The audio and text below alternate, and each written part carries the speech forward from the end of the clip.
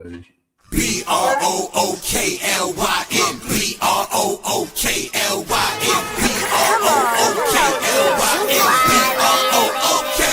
rally.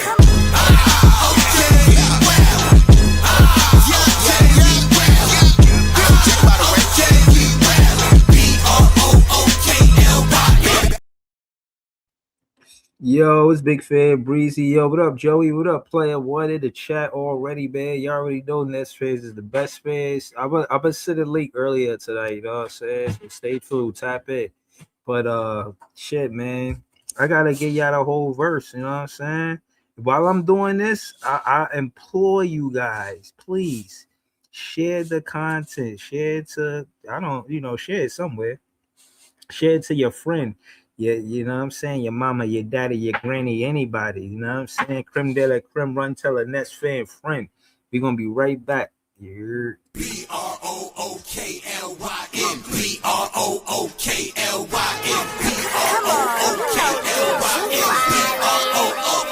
we rally.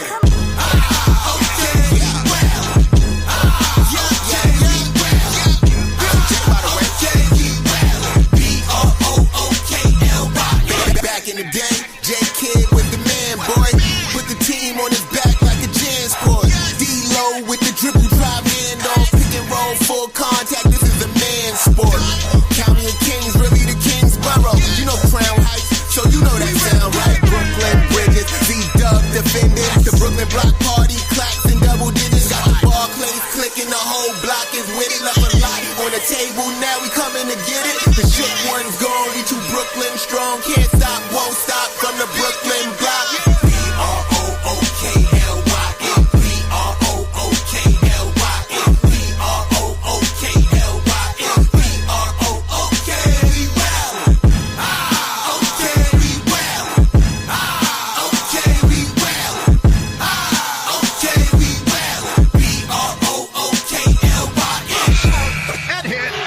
Brooklyn, Just give me the ball, I'm fitting the score next. My J is all net, me and Jay we just all next. Getting back on defense, hit him with strong flex. I'm official like a ref, trying not to get attacked. And we go hard on Brooklyn, that's a promise. Watch me like a Cam, cause it's my time. Nigga, watch me like a Cam, cause it's my time. Switch, they can't guard me, especially side the Barclays. Spin between crosses, I can score with both hands. Midi flawless, and I get to paint like an artist. I'm a boss smith, so you should respect my handle. I see the big picture with the Nets like a mantle. In the future, I see us as champs too. And when we do, I'ma do a Brooklyn dance move. To stir that whole Millie rock like a fan do. That's a bet like my parlay on FanDuel. Brooklyn,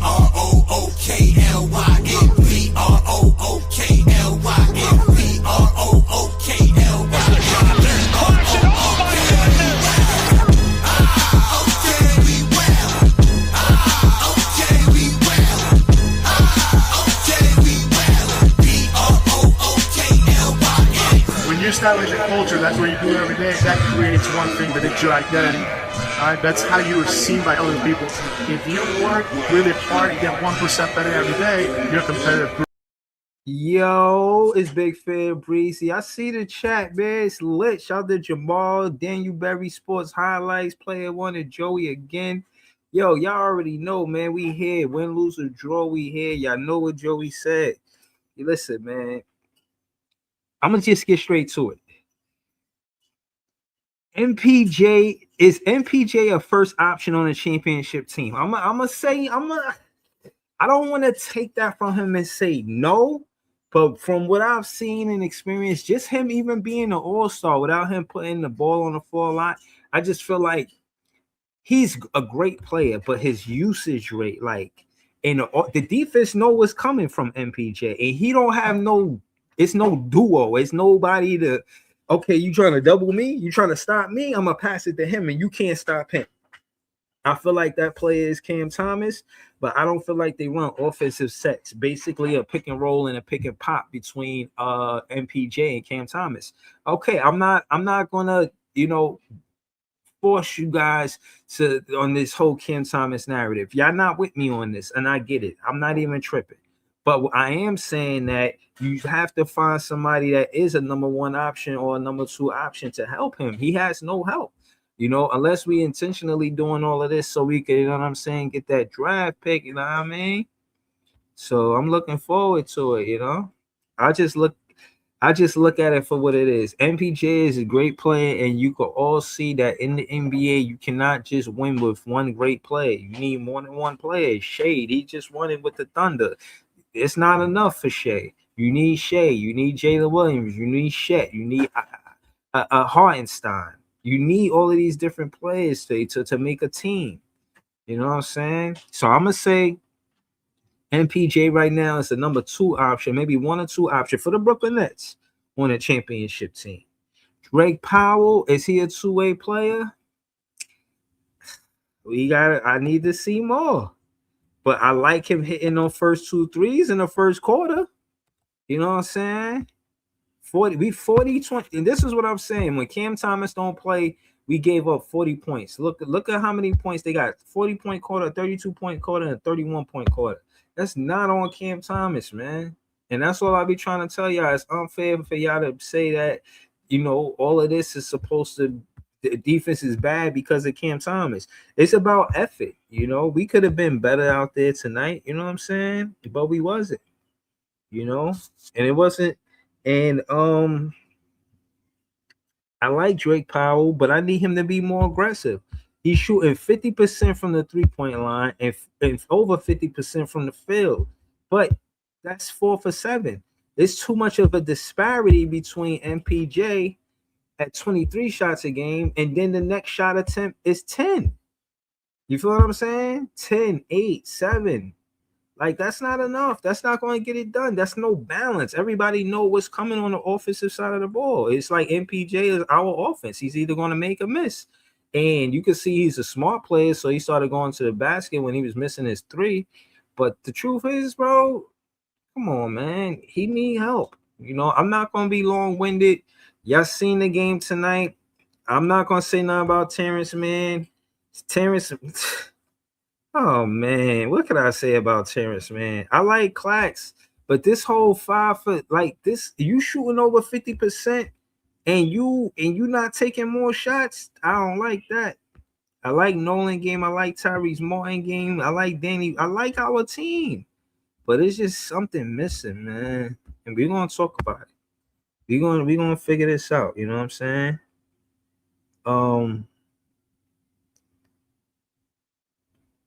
Oh, don't do that. That's not the point, Latrell Music. That's not the point. The point is that the narrative is that we a bad defense when Cam Thomas is on the floor.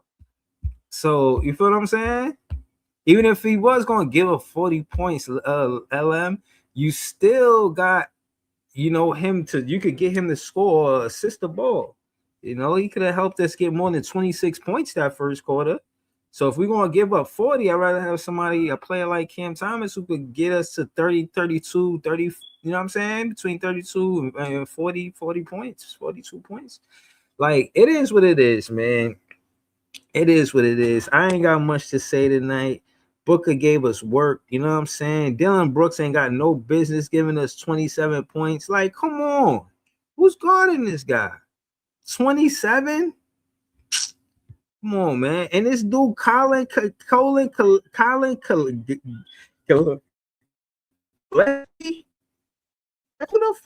hell is this guy, man? Like, how is he coming to the Barclays doing this bad? I wasn't with it, man. I was not entertained. I was not entertained. Thank you. Somebody got to step up. Somebody, LM, what up, Lecky? Word. Listen, man, shout to the Nets fans. We the best fans. Like I said, I ain't finna the whole job. I just wanted to, you know what I mean? You know, I gotta go ISO. It's the last chance I'm gonna get to go ISO. You know what I'm saying? Now I got a moderator. I'll be like, hold it down, pass the ball, one mic. You know what I'm saying? Make it easy for Breezy, you know? When you hear me say hold it down. Because if I start pressing the mute button, then who's the bad guy? You're going to say, point your fucking fingers. You're going to point your net fan fingers, and you're going to say that's the bad guy. Shout to Netorious. Shout to Brooklyn LM on the panel early, man. We out here, man. Nets fans is the best fans. Notorious, man. What's up, man? You seen the game tonight? What's the highs and lows, man? Pros and cons. Talk to me, man. Uh, I mean, the Nets just didn't have enough, bro. I mean, when you look at the stats of the game, the Suns had all of their starters were like in double figures, bro. Like, Yeah, I seen they that. yeah, they didn't have enough, man. And the Nets crawled back into it. They fought back in the fourth, but you know what? The Suns hit some timely 3-pointers, bro. That 3-pointer from Dylan Brooks and um Grayson Allen killed them. Mhm. I mean, it is what it is. I Mhm. mean, they ain't have enough, man. The better team won. I mean, you know, ain't too much to really take from But this game, bro. For real. listen, but what I will say that I want all Nets fans to know watching this show is that we keep losing the fourth quarter, and it tells us we're going to lose the game. When the last time that the Nets won the first quarter? And it's important because when you play from behind, pause, you know what I mean? It's a different approach to the game.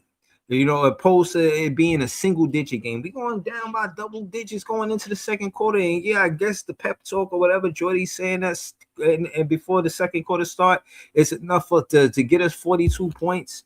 You feel what I'm saying, Joey? But at the end of the day, bro, we gotta stop losing the first quarter. We have to. And I think it's because of this poor starting lineup. Terrence Mann shouldn't be in his starting lineup, and he was trying to do work. But you're Yeah, supposed to but be the when you best look at defender, and you can't guard Booker. Terrence Mann started with Drake Powell, right? Yeah. Drake Oh, Powell's When you look at Terrence Mann's stats, and you look at Drake Powell's, they had about the same amount of points, but Terrence Mann had 8 assists. What Drake Powell had like what 1 or 2 assists, some yeah, shit like that's what I that. said. Yeah. No, Yeah, I didn't even realize that he had 8 assists. Wow. yeah, he almost had a double double. So I mean, it was a low scoring double double, but still, he almost had a double double tonight.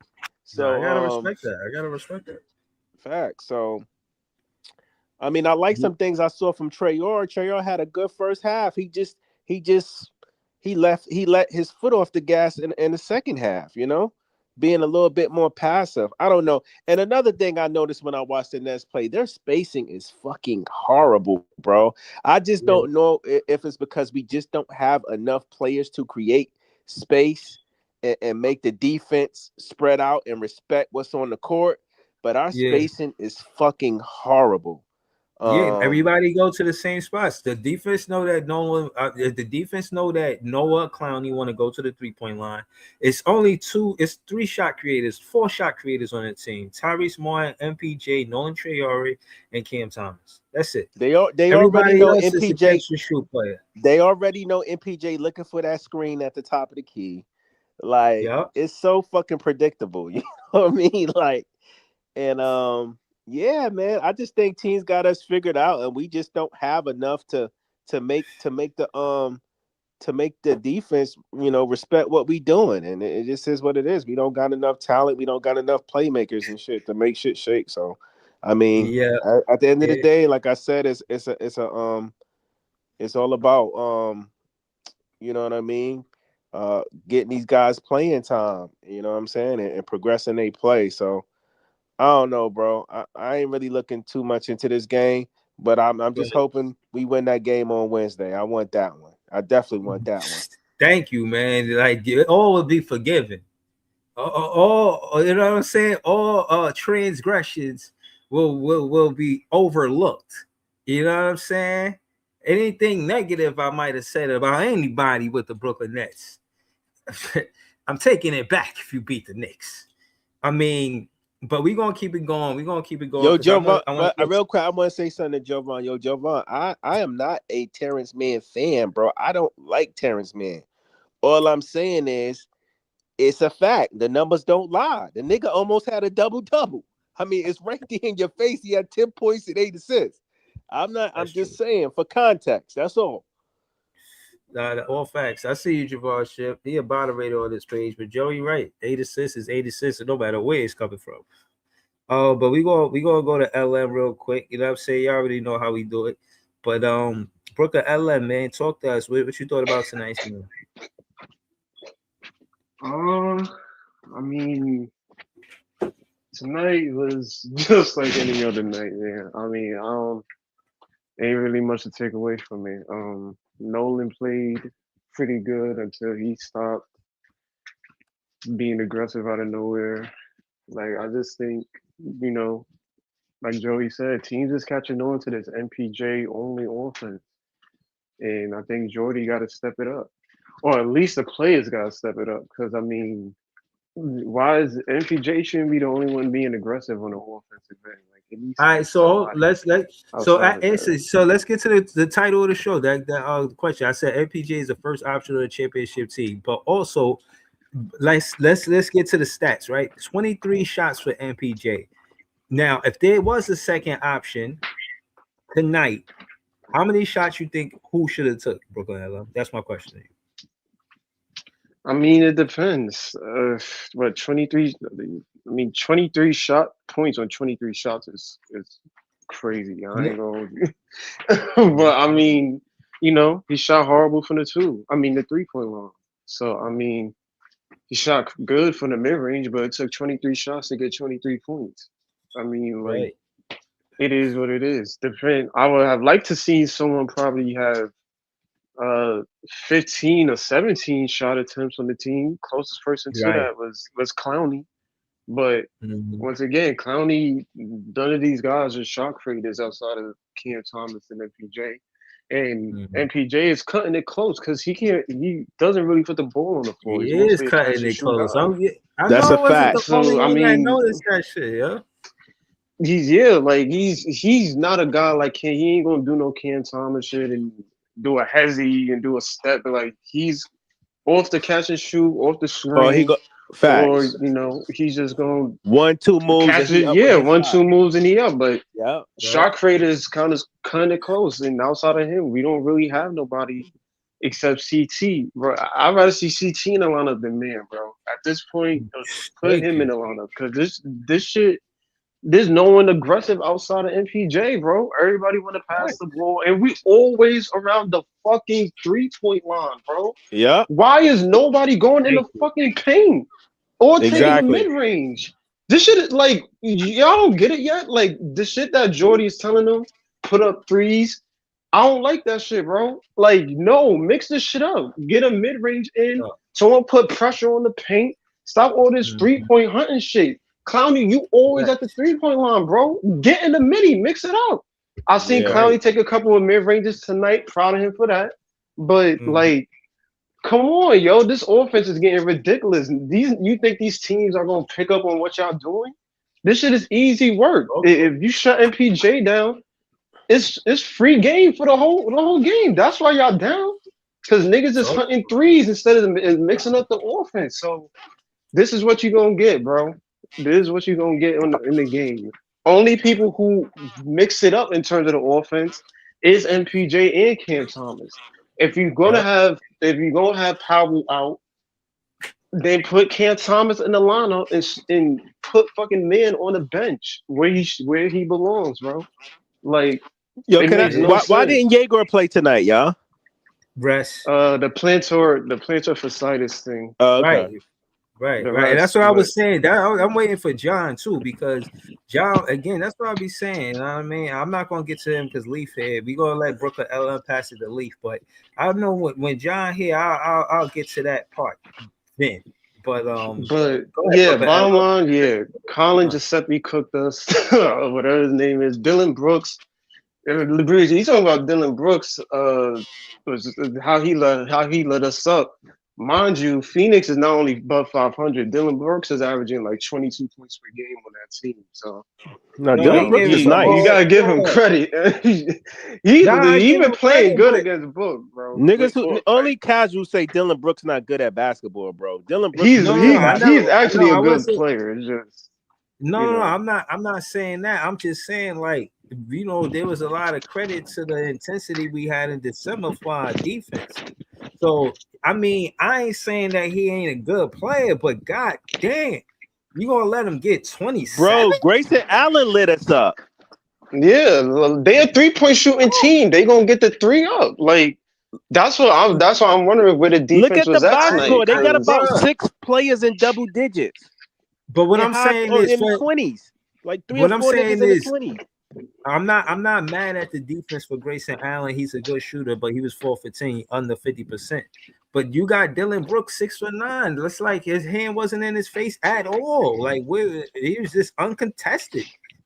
So Nah, some of them shit, somebody bid. Some of them shits, I ain't gonna lie, they was in front of him for most of the threes. He just was hitting them shits. But realistically, yeah, like I feel like moving forward, before I pass it to Leaf, like just change up the offense, bro. Stop having niggas on the 3-point line. Then again, we don't really have nobody that could put the fucking ball on the floor and put rim pressure besides Powell on days where he's aggressive and Right. knowing. Like it is what it is, bro. We don't got nobody else that's gonna switch it up. Collapse So the defense. exactly. So this is all you gonna get. But I pass the Leaf, man. We gotta fix this shit. Yo, Leaf, talk to us, man. Shout your page out, man. Tell them about the play-by-play. Talk to them. Yeah, y'all can hear me? I'm good. Yeah. Yeah, youtube.com/D4788. This shit is these niggas ain't getting it, bro. Something wrong, man. I don't want to be interrupted, bro. I don't want to be interrupted when I say this shit, bro. Like I said it yesterday, bro. I said say it again today. We trying to get Jordy to figure these rookies out, and he's not good at Yo, that. how he caught that shit? He's He good at caught. he's Oh, good he at he's dropped good it. at Fuck. Go on Jordy mute, is good Joey. at Oh, my bad. Jordy is good at is getting the best out of veterans and guys that is looking for their next contract. That's what he's good at right now. Now Nolan Trayor played phenomenal in the first half, but once the gaps in the lane started to close, like the defense started to switch up on the Phoenix side, bro. Like, Clax needs to get the fuck up off the court, bro. I ain't gonna lie to you, bro. Like, You gonna get say the that fuck on the up off day the he court. hit the? You gonna say that on the day he hit a midi? Yeah, I'm When gonna we say get that the on the day middies, he hit my the nigga. midi. Once every 2 years. Like, Like, come bro, on, like Breeze. we getting the Oh midi, we getting the man, midi, bro. Like bro, why I gotta wait 7 years for this nigga to get his shit together, bro? Get this nigga off the fucking court, bro. Spacing is bad every time he out there because he sit at the top of the fucking 3-point line for like for 4 seconds with the ball, bro. Burning clock, bro. I'm sick of that shit, bro. I'm tired of it. At least when this nigga Danny Wolf get the ball, bro, what he about the trying to baby make a hook? You don't move. like the baby hook? And no, I don't like that shit. No, I hate it. No, we don't I like hate that that fucking shit, move. bro. I hate that fucking move. I'd rather have Davon in this spot, man, than Nick Claxton right now, bro. Like, I don't give a fuck Mm-hmm. about the numbers. I don't give a fuck about none of that shit, bro. Like, listen, Noah Clowney is being put in a position where he's being played so wrong that Michael Porter Jr., because he's making 30-something $million, bro, like, and because he knows Jordy from a previous stint in Denver, he could get a put up 20-something shots, and all of the rookies is got to play yes man basketball. Cam Thomas, when he go out there, bro, like you seen him yesterday, he played yes man basketball, bro. He's passing the ball within 2 dribbles. That's why he had 10 assists. Mm-hmm. Nobody wants to I talk know. about that though, bro. Like, I'll No, be let's honest talk with you, about it. bro. Like, Let's talk about it. Let's talk about it. Go ahead, talk about it. I'm with you. I'm listen, not trying to be like, facetious or nothing. Let's talk about it. here's the thing, bro. Like, when we got a good amount of spacing, when the ball is rotating, when everybody's moving, bro, when we got space to do shit. And Nick Claxton ain't taking up space, bro, by just having this man sit down there because he ain't gonna shoot shit. He gonna hold the ball at the top of the fucking key when we and slow up. I got them on fast breaks But all the time. hold on. Leaf. Let's talk about it. You don't think that's Jordy on Jordy because they not running enough P and R for Claxton to be effective? No, it's not Jordy on Jordy because in Sacramento they ain't run that shit. In Denver they ain't run that shit. Bro, it's What the different hell is the problem over personnel. here? Well, What get you them mean? niggas. Well, get different personnel, bro. Get that nigga All off right, the so court. but what I'm saying is Jordy, in my opinion, he knew how to implement what he did with Sacramento and Denver with Claxton. I seen that, but the personnel is different. Claxton is not Sabonis, and Claxton is not Jokic. Claxton wasn't doing this shit last year. This is the first we've seen him doing this point center shit. And he not a point center because he ain't got a mid-range jumper.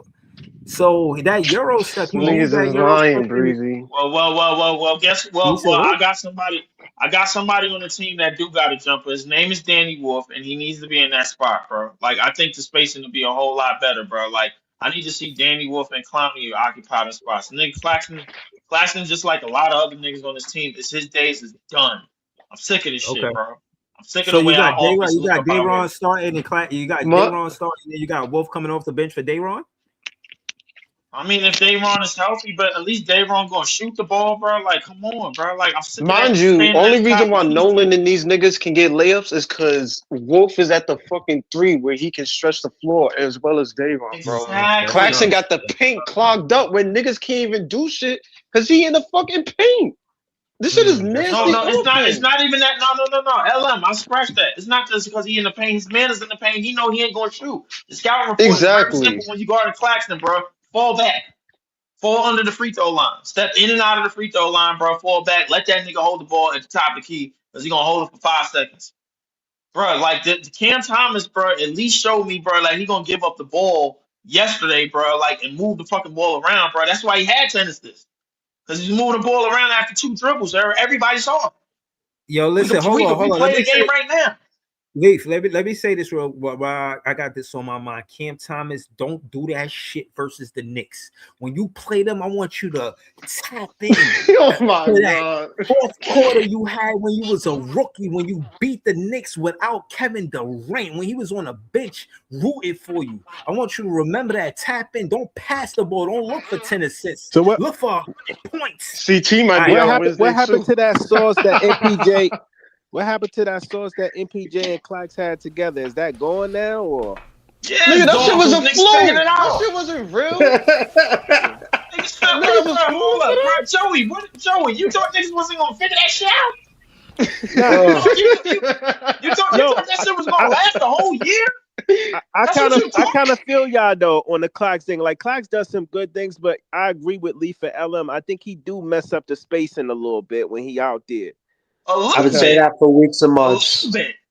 For weeks and months. Yeah. Bro, like, nigga look like he in a shootout at the 3-point line. He looking to see who the fuck shoot. Like, bro, I ain't gonna lie to you, bro. Like, listen.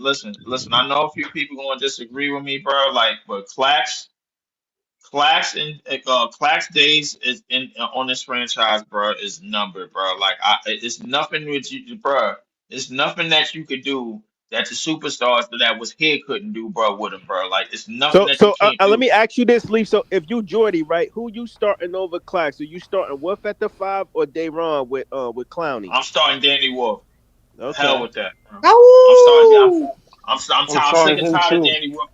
I'm sick and tired of Danny Wolf running the 3. His matchup nightmares at the 5, and I already know what people gonna say. He gonna get put. No, he done got better at rebounding. He done got better at paint defense, bro. Like he's putting effort up out there, bro. Like y'all, I'm seeing him every game. His shooting is not as good as everybody likes him to be, but he's still putting pressure on the defense. He's still driving. He's still putting the ball on the floor. He's still pushing. You think Danny Wolf is good defense around the rim? He's improving. Right. Oh, he's showing he can hold his own on the defensive end. Okay, I'm just asking. Don't kill the messenger. Let me say this to Scott. Don't kill me. Don't kill me. Don't kill me. Hold on. Let me say this to Scott real quick. The messages are safe. The messages are safe on this. The messages I just want to say this to Scott. Everybody gets shot. Hold on. Let me say. The hell with all that. Nobody safe. Bro, let me just say this real quick, Breeze. Go ahead. I'm not gonna say Danny Wolf can anchor a paint, but listen. He's a lot better on defense than people give him. Oh no! I think even the color commentator said that tonight. Yeah. He's surprisingly quick. Quick first step. Yeah. Hold on. I want Scott to respond. I agree. I need to finish my soliloquy before I do anything. Let Lee finish and then go to Scott. But I'm saying all that to say, Scott and John didn't say nothing yet, so I'm just trying to go around a panel one time before we mix it up. Right? Go ahead, Lee. the bottom line is the future of this team is elite spacing, bro. Like, and the way that you have to do that is with the gold mine that they drafted at 27, bro, which is Danny goddamn Wolf. Bro, Okay. he doesn't belong at no 3, bro. Like, I'm sick and tired of this shit. He is a mismatch nightmare, bro, at the 5 and sometimes at the 4. I seen him go right at Giannis, bro, in his first real minutes in the league. Yeah, Clean So yeah, that. hold on. yeah. So let me So, ask you. I'm gonna ask you, Alif. I gotta ask you a real question. Do you think that the Nets should play Wolf the same way the Pelicans play Queen? yeah, absolutely. Bro, his Okay. skill set is way better. His skill set is just as good, if not as good as Queen. Okay. Bro, you All talking right. about somebody, bro, that can space. You talking about somebody that you can't leave open. You can't, like, you gonna put him in a lot of P&R situations, bro. Like, he's gonna get adjusted to that, bro. Like, the thing is, you have to let him know, bro. Yo, the ball is gonna be in your hands 9 times out of 10. I need you to hurry up and make a move because I know you don't waste time. Be at the wing like you normally be, bro. Listen, do the screen motion that you do, bro. Like, it's a difference between heavy screen and screen motion. When you screen motion, they gotta guard you because you're a 3-level guy. That's what Danny Wolf is, bro. Like, when you're a 3-level guy, you perform screen motion. I guarantee you, bro. MPJ get a lot more threes, and we got somebody that like to speed the game up, and Drake Powell and goddamn Hold on, Leaf. Nolan Trayor, bro. Leaf, Did we? let have that conversation? Segue that to Sky. I just want to get Sky. Yeah. No, I just want to say I don't want to. I disagree with y'all. Kind of. I like Danny Wolf. Don't get me wrong. I think he's really good. The problem is he hasn't shown. I haven't seen any 3-level scoring out of him. I seen him shoot the threes. I seen him finish around the rim. I ain't see no middies. I didn't see middies. But then I could be wrong. I could be wrong. I could be wrong. Yeah. The second thing is I haven't seen him in the paint other than being a weak side rebounder. I haven't seen him, man. Yeah, you're right. They should start him at the point so we can see what he's got. We should start him. Start him at center. Oh, at the point. Wolf. Start Wolf at center. Do not bring Claxton off the bench. Start him at center so we can see what he is. And start him with a real legit center. How that work, bro? When you start him at center, niggas acting like Claxton Wemby and we got something. No, I didn't say that. I didn't say Claxton. No. All I'm saying is he's not the best player on the team. Y'all making it sound like he's already got the spot. He got to earn it. But Scott, I'm just saying Claxton ain't that. I don't think Claxton that type of center where nobody can replace him. He can be replaced. Yeah, he has shortcomings. I didn't disagree with y'all. Hold on, Leaf. Let me talk to Scott real quick. Scott, this is Danny Wolf's shot selection tonight, right? This is now. Leaf said, Scott said, I don't see Danny Wolf taking middies. Leaf said, I do. Now I'm not gonna hold you. I pull up the shot selection just to get in that conversation with you on him. And in this game, he ain't take no middies. So I'm just trying to say. I'm only saying what I see. I mean, maybe he can. I don't know. Maybe Jordy is holding him back because it's something that we don't see. We sitting up here looking at the game, but he looks at him at practice and he know his shortcomings. He might not be a rim protector. He might not protect the rim at all. At all. At all. I'm not worried about. See, that's what Jordy is, though. Jordy's worried about the rim. And in the NBA, you should be worried about the rim. I understand where Element and Leaf coming from. I think what they mean is that if we replace, we're not saying Danny Wolf is overall better than Clax, but based on his skill set, if we play him, he can open up a lot of things for our offense. He's a different skill set. I agree. I totally agree. He can shoot, which is something that you can open up. Space the floor that will alleviate space for other guys. On like defense, MPJ, he might be a liability. And I think if you're a liability in the paint, it's worse than being a liability on the outside.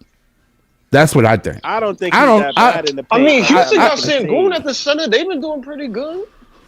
But the rest of their team is y'all niggas be acting like Clax don't be getting big boyed in the paint too. Come on, man. No, I didn't. Come on, I'm not saying that he don't. But I'm just saying that they not anchoring no paint, man. He not. That's what I'm saying. What you got to lose? He can't even guard his position. If you got your starter can't even defend centers. I mean, shit, you can't got nothing to lose. Let him start. All right, let him start. Okay. How y'all get no all right, all I'm saying is when shit hit the fan, then remember I said that when shit hit the fan, acting like Claxton is booty. And then when this conversation turned a different way about Danny Wolf. If anything, Danny Wolf, bro, is being held back. The reason being is because, bro, like a lot of the things you wanted to get better with him, in terms of rebounding, in terms of being in the paint, he's gotten better at slowly but surely, but in his short minute roles. You put him in big minute roles, bro, you're gonna see the same thing you seeing from Derek Queen, bro. A lot of hooping. Okay. All right. Nah, I hope he slaughter him because the conversation is always about Clax's shortcoming, and I don't, I understand he has a shortcoming. And so do more than half the centers in the league. You act like you're gonna roll another center up in here. From where? It kind of hurts the team though. Listen, all we saying is Clax hurts spacing. I understand. I do agree with that. When he's in the game because he don't shoot and his man can fall back. No scoring threat from no midi or no right, right. I agree with you. Gonna sit back and cherry pick the paint. Right, I agree with you. The lanes up. But apparently, like last night or today, or yesterday, I should say, or last night, so did Phoenix center. He don't shoot. That's all he do. So the difference is Mark Williams shoot 80% from the fucking free throw line. Okay, so you can afford. Well, Claxton's shooting 70. And not only that, though. Yes, he is. We gotta look at his free throw percentage. We got to look at it in context. It has increased. Listen, Williams got more weapons around him. So he doesn't need to do as much as Clax. We don't have the luxury. Williams, he's playing with Dylan Brooks. He's playing with Devin Booker. It's the way they play. It's the way they play. He's playing with Grayson Allen. They shooters. He got a bunch of shooters around him. Yeah. So all he has to do is be in the paint. I get it. I get it. Mark Williams. I get it, but I'm trying to. My point was that more than half the centers in the NBA are like that. They are like that, especially the bench players. When you come off the bench, they like that too. But here's the thing: when you got Danny Wolf in the lineup and he starts to show, bro, what he can do all around as a player, bro. I hope so. And defensively, sure, bro. Like the vision is clear. Then you go get your athletes. Then you go get more Drake Powells. Then you go get more speedos, bro, up the court. Then you get more players that can finish in transition, bro, because he's a good passer. I'm with y'all, bro. Y'all already know that. You know what I'm saying? We got Jamal franchise on the panel. We ain't go to John. I pass the ball. All right. Well, just shout your channel out first and then pass the ball. Yeah, you can reach me at Apartment Gamer and More on YouTube and Apartment Gamer 1 on X. All right, y'all already know we got everything broken. There's John on the panel. He happy about something. What you smiling about, John? You got receipts? What's up, man? Oh man, I'm telling you, man, the spot the Nets are in right now. If you had told me a year ago that I feel we're in a great spot right now, I think you're crazy because for the Nets, everything seems to always go backwards. We want to go forwards, but right now, man, things are lining up in the craziest, most unpredictable way possible, and it's beautiful. It truly is. Like, we got rookies playing. We got vets' values either being good or bad. I mean, Joey keeps kicking it up with some great takes. Listen, Claxton, I've said this for months, weeks about him. He's improved in certain areas, but he's still an undersized big.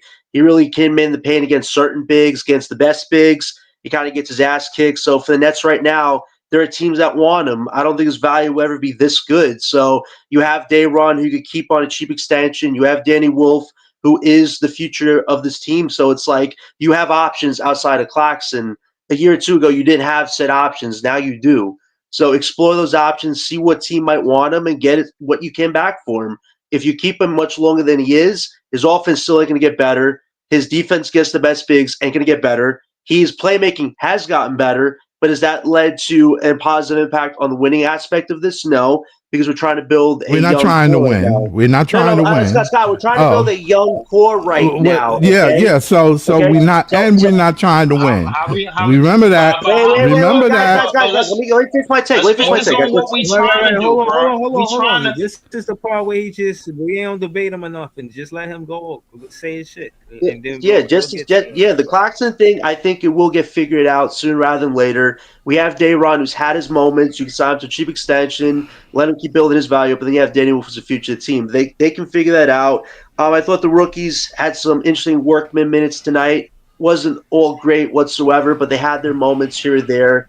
Drake Powell, you definitely want to see more offensively. He started out good offensively with 2 threes, but you definitely want to see more of the confidence in the interior game that he's shown us a bit recently, but that will get better. Nolan, he only had 2 assists tonight. His playmaking has been so good lately. Tonight, that kind of took a little back turn. And then Wolf, he had some buckets. His three-point shot is still looking great. He had this really crazy corner 3 today. So I think the rookies still have a lot to work through, but it's good that they're playing actual minutes. MPJ, he was 10 from 23 from field goal today. Obviously teams are playing him a lot tougher now. So, of course, not a lot of shots are going up like they were recently, but he's still got 23 points.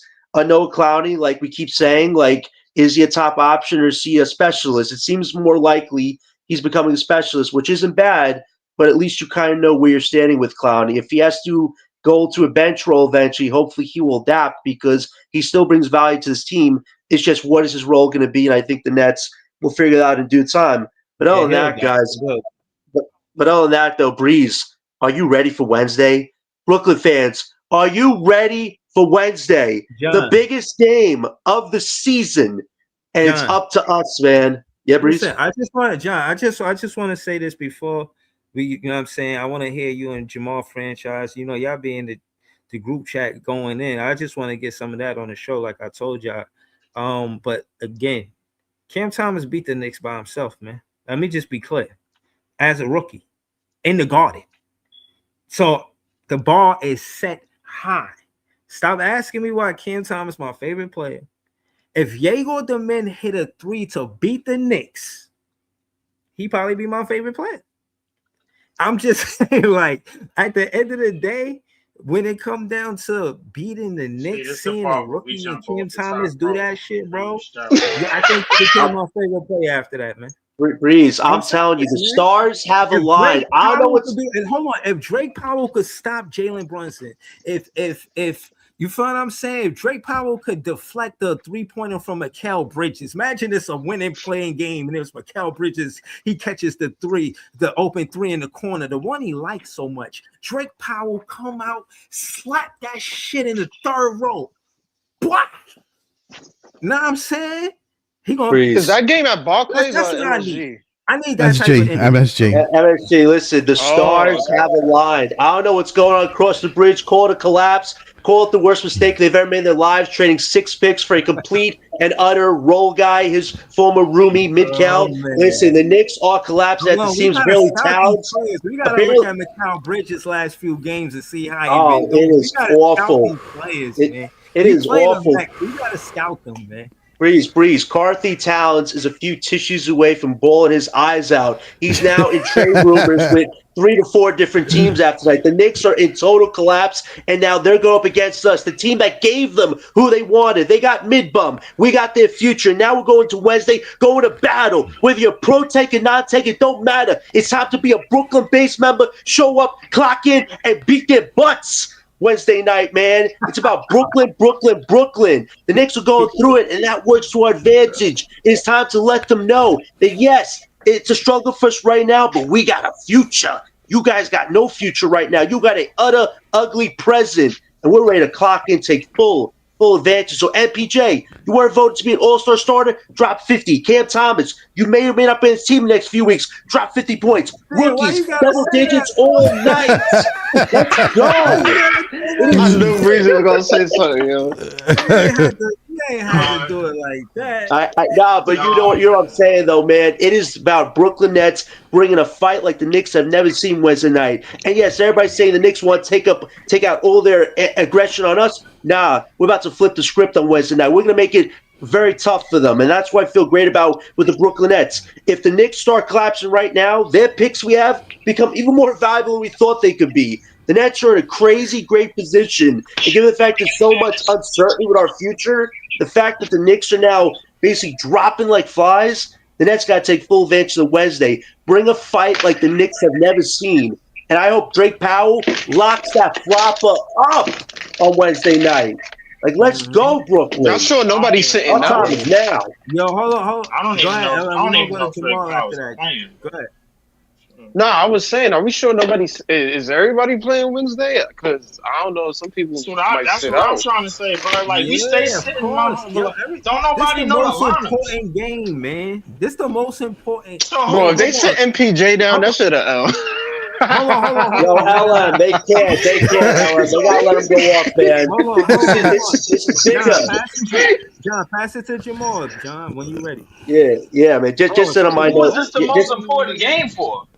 For us to keep the Knicks misery going and their horrible reality, they traded 6 firsts for arguably the most overrated role player. They literally gave us the equivalent of 2 superstar packages for one guy. And I feel great about where we're at right now. So yeah, man, the future is bright for Brooklyn. Where's our superstar then?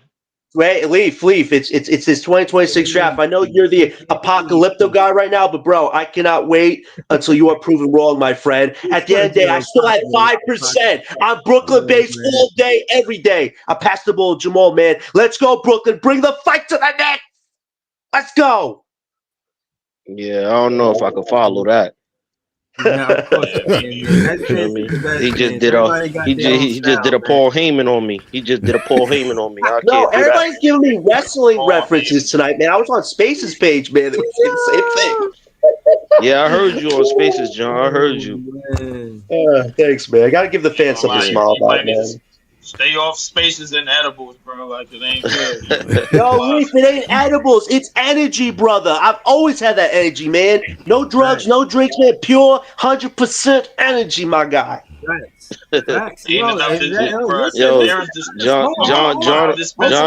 on that honey pack.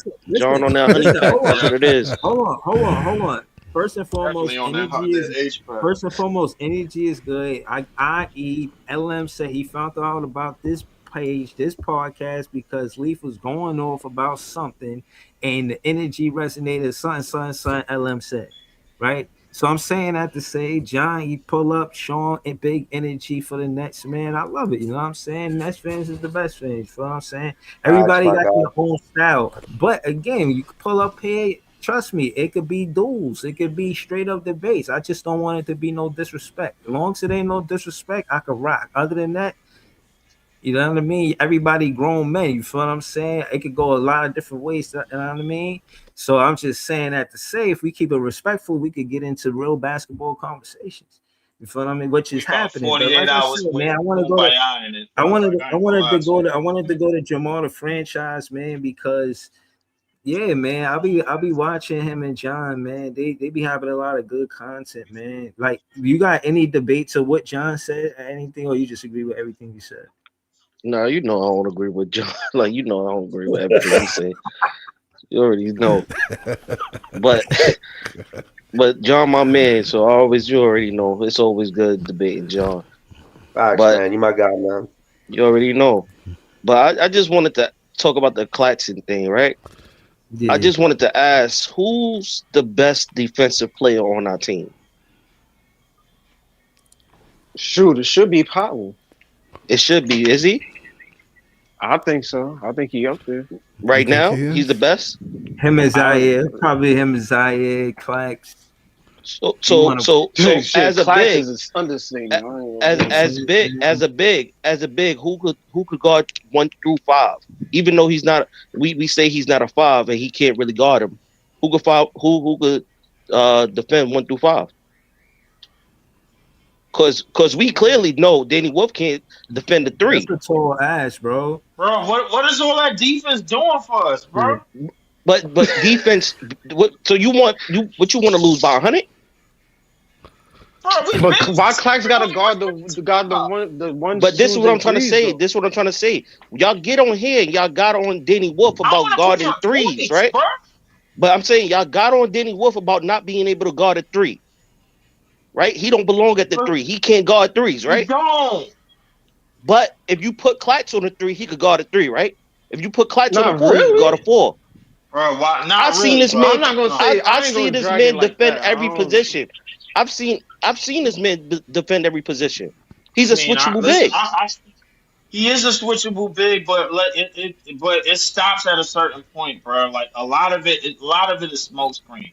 You could throw him on us. You could throw him on niggas, bro. Like you can, bro. Trust me. But the only way that shit is gonna get counter reacted is not by Claxton's defense. It's about good spacing on the court. I don't need to be seeing 3 or 4 minutes of us not scoring or not having any type of scoring prowess on the court because Claxton man is just laying in the paint while he's at the top of the 3-point line. He is a cancer to our offense, bro, big time. But let me ask you a question, Leaf. When you watch the game, right? Where do you see Clowney at? Where do you see Wolf at? When you get the ball and go. I always see them on the wing. You're right. You always see him at the 3-point line. Always run to the wing. Do you know why that is? It's because Claxton man is just laid in the paint. I don't think it's more of Claxton's man. I don't think it's. I see it even on. It's on defense also. They don't help him defensively. Bro, they do help him defensively, bro. Where? Like, I've never seen it, bro. Bro, it's not. No, that's not true, bro. Like I seen Clowney, bro, get plenty of weak side help blocks, just like Claxton. I seen Danny Wolf get back on defense and get the rebound just as much, bro. His defense ain't as eye popping as Claxton's is, bro. But the thing is, Claxton's defense is not that valuable. It's not. Bro, Mark Williams took his shit out of the air, that bum-ass jump hook out of the air twice tonight. Bro, Mark Williams was on Charlotte a year ago, bro, just playing 40 games a year. Right? Y'all got to stop this, bro. His defense is not that valuable. It's not. It's valuable enough to keep him. Because ain't nobody else playing defense on his team. Jamal, Jamal, if we didn't have Dayron or Wolf, I agree with you. You have to keep Claxton, but we have options now. And I think with Claxton's value, it's not going to get better than what it is right now. And here's another thing. We haven't even seen Wolf play a 5 yet. Yo, when's the last time Claxton led the league in blocks? Never. Like, let's be real, bro. But you think Danny Wolf gonna lead? So let me ask you a question. Danny Wolf gonna lead the league in blocks? Offensively, no, bro. I think he's gonna give you. But that's what I'm trying to say. We compare. No, hell no. What you mean? He's 250. Well, listen, let me tell you something. You cannot. And I repeat, hold his own in the paint against you cannot have a team full of people who can't protect the rim. You cannot have that in the NBA. Scott, you cannot have nobody in the You cannot have a team where nobody on your team can smack somebody's shit on the rim. I'm dead serious. Does Houston have everybody on every team in the NBA got somebody that can do it. So somebody, even if it's not a starter. Even if it's not a starter. What do Houston have around them? Look at Houston, what they have. What are you talking about? They don't. Well, put Claxton on the bench then. Sengun is a shot blocker. Jabari Smith Jr. is a shot blocker. Look what they have. Look what they have compared to what we have. But can Sengun hold his own in the paint? Can you leave him there and be like, yo, Hold your own there. Sengun Yes, plays. he can. Sengun plays defense. Yes. He can hold his own. No, he played defense because I seen him block somebody's shot in the paint. So Scott, you said Claxton protects the rim. Is he going to defend against Towns? Because last game, Towns really embarrassed him. So is Claxton going to bounce back Towns getting away with fouling going to the rim. No. Can Claxton be the interior anchor against Towns? Because Towns not even center, and he really brought it to Claxton. Well, Towns is a big dude. Towns is a true center. Towns is a true center. Towns is not a center. What? Yes, he is. He's a center. Oh, he's a three? He's one of the most horrible defenders in the NBA. He's not a center, man. Come on. He's a center. He plays a center on the Knicks. He's more forward than a five.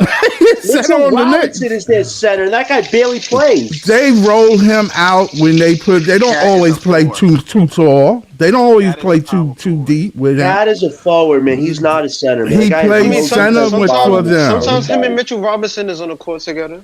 Sometimes. That's even worse. Sometimes. Maybe they rotate them too. But the thing y'all missing is, regardless if Cat is at the 5 or the 4, you can put Cat at the 4. Yes, you can. Versatile. Because he can shoot. Do that with Claxton. Okay, I understand that. The whole thing is, so then what? You can't put Cat at the 5 because he gets in foul trouble too much. I mean, this is what I'm trying to say. You can't. Yes, he does. Minnesota, he was getting in foul trouble like crazy. We got somebody on our team who's the king of foul trouble. He gets burned around the rim. He's a mismatch. No. He's a big body, but he's not big, bro. He don't play like a big. He's not a center. Yeah, the reason why he gets in foul trouble because Cat is stupid on defense, bro. Like I don't. Well, think we can say that. At all. I think he's just not gifted, like We said the same thing about Dayron too. He's not. He's not gifted with that. We said the same thing about Dayron. Wait. Player one. Claxton is not a better offensive player than Danny Wolf. You see the threes Danny Wolf does? Right now, as of right now. No, listen. Out of all the bigs we had the last 10 years, what big shoots 3-pointers in Brooklyn like Danny Wolf? I get it. That it's exciting to see our center. Impressive. It's impressive, and I enjoy watching Danny Wolf shoot from the outside. And he can shoot in the inside, too. I've seen him make fadeaway mid-range at least once or twice. He's done it before. But I think what most people are trying to say is, as a center. Why are we worried about the mid-range, bro, when Danny Wolf can get into the paint and finish? Right. He can finish that through. How many layups? How about Please start him. Please start him. Please. I beg Jordy to start him 5 games. I beg Jordy to start him 5 games. I beg. I'm going to write him. Scott, people said Wolf was non-athletic, right? Didn't he have like 2 or 3 dunks? No. You're right. Did he drop a body on somebody? Hold on. And I gotta give him credit for sliding his feet. Wolf know how to slide his feet. Yes, he do. Facts, Breeze. Facts. Yes, he do. Hold on. To your point about him being an anchor, yeah, he need work. He need to gain weight. The same summer that Noah Clowney had, he need to have like that before he could really anchor the paint. But just being able to stay with 1 through 4, yes. But like Vooch and what he did with him, like color commentators, they was calling him Wolf Cub. I mean, you can't put him 1-on-1 with Vooch in the paint. Like it's just you can't put him against a real big. Like you're not supposed to. What? You're not just like you can't put Claxton against a real big. But Claxton hold his own more. No, he don't. Look, Sharp get in stupid foul trouble too. My nigga, I said Sharp more resistance than Clax. Come on, like I gotta. Sharp is sitting on the bench more than Clax too because of the foul troubles. Right, but he 260. But he gets in foul trouble regardless. Why are we acting like Danny Wolf didn't hold his own against Giannis, bro? Like, come on, y'all niggas acting like Clax top 5 center in the NBA. Y'all know it's a scouting. Y'all know this is crazy. Wait. Y'all know it's scouting sheets, right? So after you scout somebody, they start to know your weakness, right? Danny Wolf came into the league and nobody knew his weaknesses. You think people ain't see enough tape on him now? No, because he It ain't gonna matter because because he's not a starter. So what's the point? It does matter. Leaf said no because he didn't play enough. but Leaf is right. Minutes in order for the scouting report, it depends on a certain amount of minutes. If they seen you play a certain amount of minutes, I hope y'all right. Accurate scouting report. What you doing as a starter? Scouting, they don't have scouting reports for bench players, bro. Look, yes, they do. They got scouting reports for everybody. If you play enough, you get a scouting report. That's it. The point is, Danny Wolf didn't play enough, so that's out. He plays. Danny Wolf is playing 19 to 20 minutes every night. You know what's crazy? Claxton's hit 9 threes in 7 years. Wolf's hit at least 20 threes. I understand. But Listen, hold on. Wait. We can't be that impressed. We can't be that impressed by threes. I'm sorry. Versatility. We can't be that impressed. Jamal, isn't the 3-point shot a big part of the new NBA era? So how can we not be impressed? It's a part of it, but you can't be that impressed by threes. Everybody's shooting threes. Wait, how many goddamn baby is shooting threes?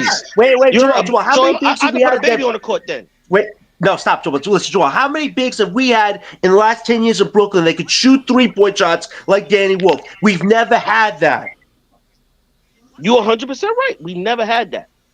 We've never had a guy that screw the threes. We never had a big that could put the ball on the floor like Wolf. Ever. Right. Y'all talking just about threes. His IQ is up there. He can push the ball or down the floor. Listen, you gotta. Y'all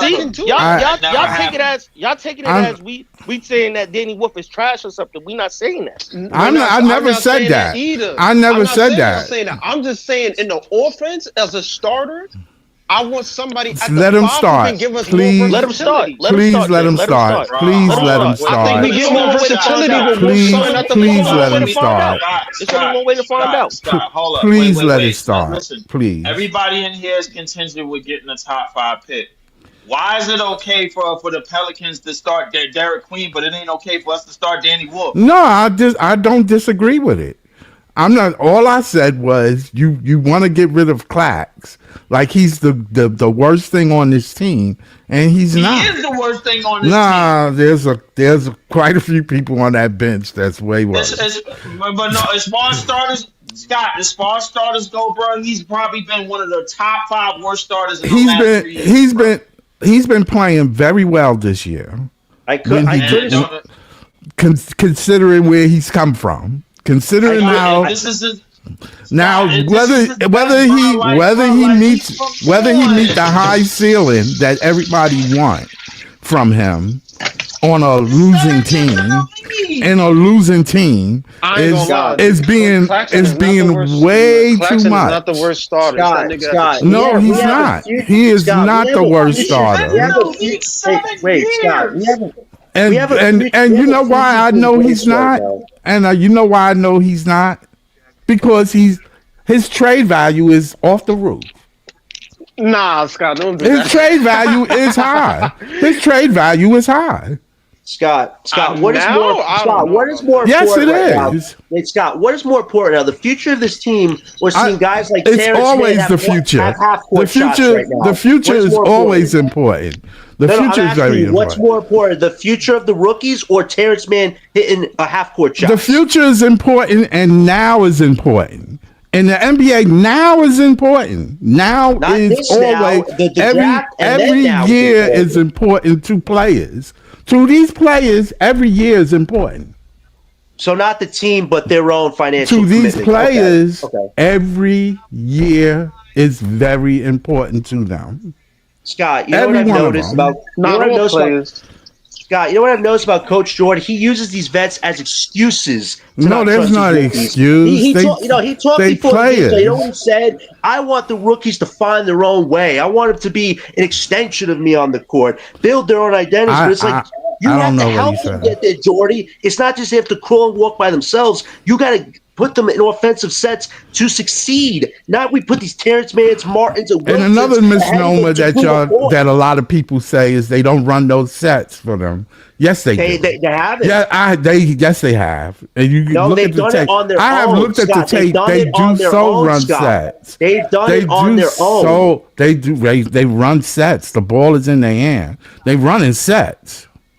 Scott, I'm watching the tapes. I watched the game. game. For MPJ, bro. Yes, they run it for MPJ. They run it for the shooters, and they have run sets.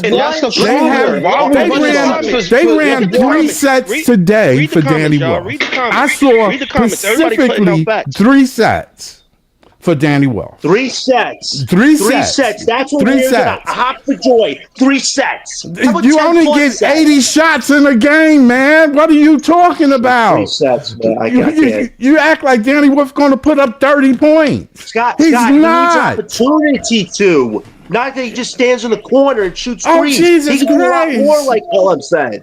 Y'all guys really giving him too much. Y'all missing the point, bro. The fact we're not saying that Wolf is overall better than Claxton. We understand Claxton got years in the league. But right. The fact that Thank you. That's what I'm saying. He's got years in the league, but Wolf has more threes than him in 3 months. At least in the lineup, Wolf gives you a little bit more versatility. I agree with you. I told you that. I want to start just to see how it fucking Then why don't you like the Wolf? I do too. I do too, but don't sit there and say Claxton is garbage when this guy has not proven himself. It's that he's reached a ceiling. Scott, this is what Leaf and Elmer are saying. He's reached a ceiling on this team. You're not going to see anything greater than what you saw this year. All he improved on was free throws and assists. That is the ceiling right there. So whatever else you get, it's and what's wrong with that? You act like there's something wrong with it. He's never going to be a 40-point scoring center. You want Sengun, then get Sengun and run his offense. You have to run his offense for him to get them kind of points. Hold on, y'all. Can y'all hear me? It's no way possible. Go ahead. Hold on. Can I? All right. So I pulled this up, right, just to get in a conversation about Clax and how it could be effective. Now, this is the pick and roll offense. Now, you can see where the point guard at. You see where the center at. Clax would be the center. Diego would be the point guard, obviously, right? Even though y'all know I want Nolan Traore at the point guard, right? So just because nobody else going to do it, I'm going to do it. Nolan Traore is the point guard. Diego is the 2. Claxton is the 5. Now, to keep it real with you, everybody know Claxton ain't no pick and pop guy, but he'll do a fake handoff and Euro step to the basket. That's what he do. Now, that's just one basketball action. If Diego is the 2, you could do a handoff and give Diego the ball where he could, go left, but then he'll be guarded by a point guard. He'll have the mismatch, but you need Nolan, in my opinion, you need Nolan Traore to create right here. And the best offense for this is the pick and roll. I see why they call it the pick and roll offense. You run that pick and roll with Clax and try to get to the basket. If they trap that, you got Diego coming to where the ball was with Nolan Traore at the start of the play. He come right there, that same spot in the middle where he liked taking that shot. That's 2 basketball actions right there. You could put Clax in the offense and he could work. He won't clog up the paint if you run the pick and roll. If the Nets do not run the pick and roll, it's really hard to debate you guys about him clogging up the paint, because the pick and roll gives him a basketball action to score the ball. All these other offenses. His man don't never help. No, there's one problem with that. Listen, what I'm saying is, how y'all expect Claxton to be in the offense if more of our offense? It's one problem. My nigga, because the pick and roll is the only way he can be effective. And in the pick and roll, you don't have two threats as to where he can pick and pop. Niggas know they going for the lob. Right. That's it. What is there to defend? But they can't. They know he's gonna dive. They know he's gonna dive and go for a lob. That's it. The problem. They know he's gonna do. He ain't picking and popping. The problem with Claxton is he's not versatile, guys. We've seen everything we have to see about Nick Claxton for the last 7 years. It's not going to get as far at the center position. Essentially, you're playing 4 or 5 basketball offensively in the playoffs. Like if Claxton's going up against an Embiid or a Durant, offensively they're going to do way more than him, and he's just going to have a hook shot against him. I seen him standing next to Jalen Durant, bro. I almost cried, bro, because Jalen Durant it was like a little boy, bro. It's crazy, man. Really?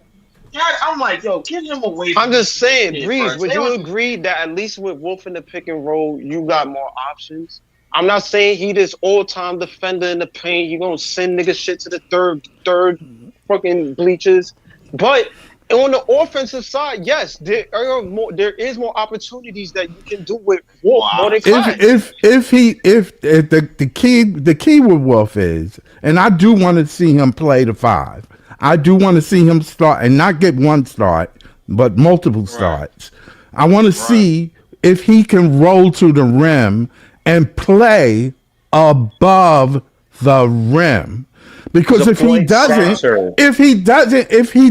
then it doesn't work. Then you know what he's going to do. You know exactly what he's going to do.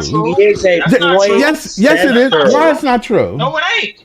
Why? It's not true because it's not true because the lanes is going to be open for other players on our team to do stuff. Just like when Claxton goes to the rim. No, when Claxton dives to the rim, it does be open. No, it don't be open. Yes, it do be open. When he's going to the rim, the defense is falling back. His man is got his hands up. But we've seen the swing, and that second swing, that man is open. That man is open. If I'm running the pick and roll, hold on, y'all. We gotta slow it down so the chat know what we talking about because we really talking basketball lingo. He says, "Swing, that man open." What he meant by that, chat, if y'all didn't follow, is that Clax not closing out on the 3-point line. That's basically what he's trying to say. When it's Clax's time to run and make sure he close out on the 3-point line, he not doing that. You feel what I'm saying? Is Clax closing out on the 3-point line? Part of the best of Clax is the defense on the perimeter. Are we seeing that this season? Are we seeing that? No. You're seeing a better offensive version. You're not seeing a great defensive version. I know we're seeing a better offensive version. Why are we not seeing it though? Are we seeing it? We're not seeing it, bro. But because of why games not like though? Tonight, bro. Like we not seeing it because of games like tonight, bro. Like these niggas damn near shot 50% from the 3. Where was that defense at tonight? Where's the rest of the team at bro? though? That's what I'm trying to say. Ain't nobody going in the paint to try to get a rebound. These niggas is depending on Clax to get a rebound. Did you see what Vucevic did against them yesterday? Old man Vucevic. What rebound? There ain't no rebounding going on. These niggas depend on Clax to get a rebound. These niggas depend on Clax to get a stop. That's why I always say 13 minutes, bro. And he had half of the rebounds that Claxton had in 37 minutes, bro. Like this shit is a catastrophe, bro. Like I don't need him playing all these minutes, bro. I want y'all to watch the game and really watch points in the game. I want y'all to watch the game and watch how many people box out Claxton. I want y'all to watch that. And how many people box out Claxton? It's three people boxing out Claxton. You know what's so frustrating about Day'Ron Sharpe? If he had Claxton's defensive skills, that guy would be the perfect center for us because Day'Ron has the height that Claxton doesn't have, but Day'Ron doesn't have the defense that Claxton does have. If they were one person, you have a perfect center on this team, but we don't. We have one guy who's all right on defense. So you got to choose. Horrible on offense. And you have a guy who's pretty bad on offense, but he's a great rebounder. Well, Clax have been better in offense this year than last year. He has made improvements. Now, I'm not saying that he's no 20-point scorer. I'm not saying that. I'm telling you he's not. He's never going to probably be. But that's not what I'm saying. What I'm saying is, who give you the best opportunity? In that set, like Breezy showed, when you do that pick and roll, is that Claxton's dive to the basket is a known thing. Every team know he's going to do it, and he still gets it done. That's true. Yeah. I don't care how you twist it. You can twist it any way you want to. You could say it's boring and, we know what he's going to do. Yes, we're going to do it, and you better cover it. Now, when you bring that ball back out to that guard, to that guard that comes around, and you throw it, that's the second pass. You do one more pass to the corner. That man should have had dive to the paint. Your man should be open. If you were in that corner, you should be open. I have watched our team and rookies miss that open shot. That shot has to be made. Has to be made. Scott, why hasn't Claxton worked on his mid-range and three-point game? I mean, he got the contract. He got rewarded $100 million. You would think he would have Why are taken you worried that about his bread? Everybody in the league got bread. No, I'm talking about his mid-range and nobody's worried about his $100 million. He's had 7. Wait, Scott. That's not hurting the Nets. The Nets he's had still got money to work on his mid-range and three-point game. Why is it still abysmal? He's had 7 years. It's not for us to say. You got to ask Claxton why he can't get a mid-range shot. He does it all practice. You got to ask Claxton that. You can't ask me that. Wait. He does what Ben Simmons does in practice. He can make threes and mid-range shots in practice, but in real-time games, he looks so bad when he does it. What game is he playing out with that? So what defensive you going? What center you going to get? You don't want to answer the question. Okay. No, I can answer the question. I can answer the question. I just want to relax on Clax for a little bit. You know what I'm saying? I just want to get to the title of the show. We've been going in on Clax for a little bit. You know what I'm saying? Yo, Clax, man. Clax. The Big Fan Breezy Show wants you to know that we watching you play the game, man. You watching how you instrumental to the offense, you know what I mean? Right. And we remember you playing the perimeter tough. You know what I'm saying? We don't want to lose that because you playing offense. That's, you know what I mean? But I just wanted to get to the title of the show before, you know what I'm saying? It'll be hour 15. And is MPJ a first option on the championship team? I'm going to say no. I say number 2. If he could be a number 1. I won't take that from him, but I think me and Ellen, we were right about him being more of a catch and shoot player. I think when you might have 100 dribbles. I'm telling you, bro. He's a professional catch and shoot. Like, he made catch and shoot all-star. Like, seriously, like, I don't know how he do it, bro. I'll be amazed when I watch him play, bro. I ain't gonna hold you. I'll be like, I don't know how he knocked that shit down. But it is what it is. He's doing it. That's a shot. That's why he practiced that shot.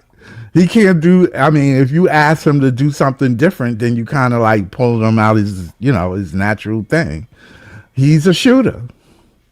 I mean, he also 6'10", 6'11", so he can rebound a little bit, and he can see the floor. He can pass a little bit, but he's a shooter. And I seen it in this game. He put the ball up. He don't care if a man is in front of him or not. So if he's missing shots, it's going to look bad. If he's making shots, it's going to look good. He's definitely right now at this stage of his career, he's likely going to be a third option again, but that's not bad whatsoever because, like you said, he's a great catch and shooter. The crazy shots he's made this year, very impressive. Not many can do it as erratically like that, but he makes it look precise when he does it. For right now on this team, if we keep him, he could be our second guy if we hit on the draft and get a top number 1 franchise guy. He could definitely be the second guy, but if we do keep him, he's probably going to be at most our third option guy, which isn't bad whatsoever because being a catch and shoot guy, it's almost like having a vintage Chris Middleton on your teams. That's what he's so good at. But I will give MPJ props on this. He worked on his biggest weakness, which was playmaking. I think he's averaging a career high around 3 to 4 assists or something.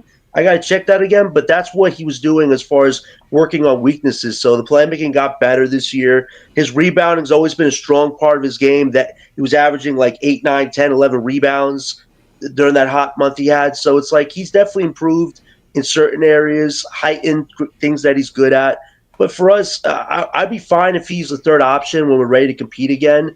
I don't know if I'm willing to see him as a second option, but if he keeps doing what he's doing, he's probably going to negotiate with Sean Marks saying, I'm carrying this team offensively. I'm probably going to want my bread. But I think for us, ideally, if we keep him, it's to be a third option, which is a great role for him because we preserve his health and we let him get his 20-plus on this team when we're ready to compete. So that's where I would label him as. But for right now, he's doing a good job of being a number 1 guy.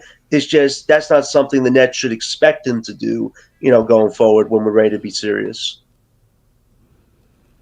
All right, so what about Drake Powell? See, my thing is Drake Powell, is he a two-way player? Yeah, I would say yeah, but the whole thing with him being offensively aggressive is a thing mentally, and I'm telling you, talent-wise and physicality-wise, a lot of these athletes are the same. What be separating them is their mindset, like Mamba mentality. They made a whole mindset around dude, bro. That's serious. That means like you really just as talented as the next player, your teammate, the defense, whoever you got to guard, bro. What that gives you the edge is your work ethic.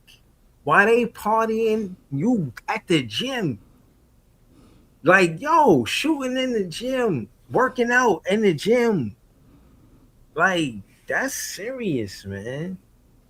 That's Yeah, you mentally. I think that's the difference and I get this from AI. AI said this. He said that was the difference between me and AI.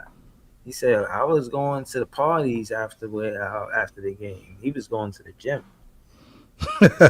You know what's amazing about Drake Powell? I want him to start for weeks, and when he had that start against the Pelicans, he scored against not just Derek Queen, but against Zion Williamson, going head to head against him. His dribbling and footwork skills when he's doing ISO play is impressive. None of our rookies have that foot speed. Maybe Wolf does when he's aggressive on offense, but there's something great about what Yegor does from a dribbling standpoint when he's offensively in control of the basketball. And it's like, I want to see more of those plays. The catch and shoot three thing, he did that because I think Jordy wanted that from him. But Jordy said recently, I wanted to be more aggressive. And tonight wasn't as aggressive, but I think with more time starting, he's going to figure it out because he's facing a lot of these teams as a starter for the first time. Once he faces them again and again, I think he will be more aggressive. He's like, okay, I know how to play against these guys now. I know my spots. I know we're more aggressive. For Drake Powell right now, he's on a good trajectory. Just keep starting him at the two. Let him keep working for the spot and earning it. Like his defense, height, and athleticism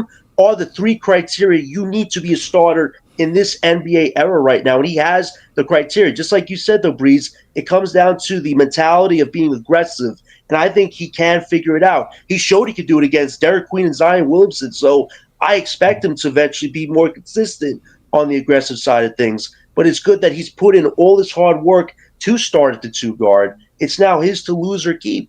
And I think he's going to do everything in his power to keep it. But all right, so see, and this is the part where I'll be saying he's more of a two guard than a point guard. Just the way he played the game. I agree. That's what I'm trying to say. Before we actually see them develop into whatever they developing into, we seeing a raw game. Nolan Traore, nobody can stay in front of him. This dude is super fast, and he like playing like that. He really like that. If you know somebody who was, what's his name? You talking about Fast Quick from the west side of France? Oh yeah. I know what you're talking about. It's no like I'm watching him play.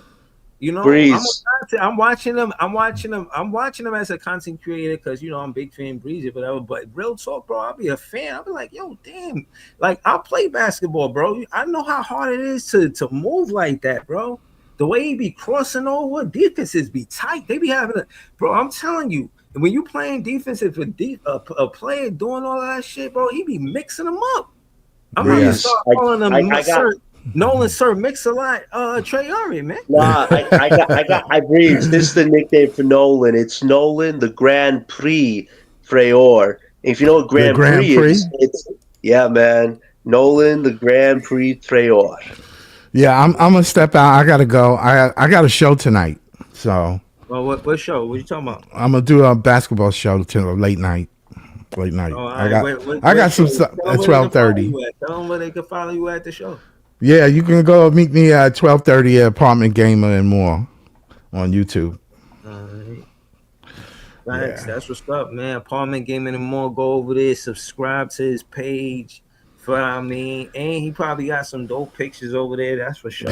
Yeah. I think I'm gonna pull up some of the stuff, the video, because I've been taping the games. I'm telling you, I've been watching the sets, and I'm telling you, he runs sets for the rookies.